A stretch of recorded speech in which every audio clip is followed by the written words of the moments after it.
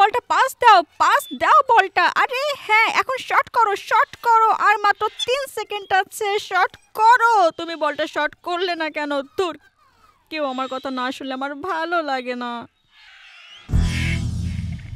Bullying তখনই ঘটে যখন কোনো ঘটনা অন্যকে কষ্ট দেয়। অনেকে ইচ্ছে করে খারাপ ব্যবহার করে এবং তা বারবারই করতে থাকে। এতে মানসিক এবং শারীরিক ক্ষতির সম্ভাবনা তৈরি হয়।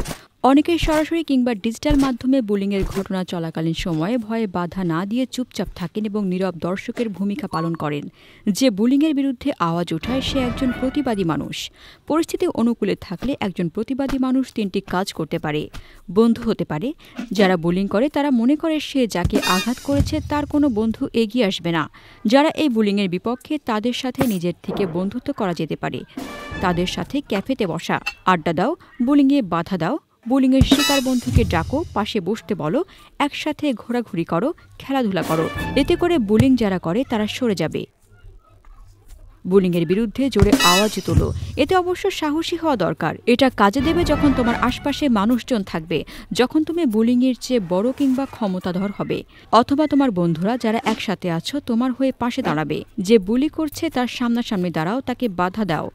জয়কে কষ্ট দিও না, এটা খুবই খারাপ। কখনো হয়তো সরাসরি তুমি প্রতিবাদ করতে পারবে না, হয়তো তখন প্রতিবাদ করা তোমার জন্য নিরাপদ নয়। এ অবস্থায় একজন বড় মানুষকে জানানো প্রয়োজন, এমনকি ঘটনা ঘটে যাওয়ার পরেও।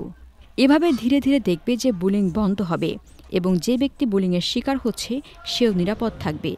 আবার দেখা হবে, তার আগ পর্যন্ত the17.com ভিজিট করতে ভুলবে না। আর বিভিন্ন ভাষায় ভিডিও দেখতে ভিজিট করো ms.org।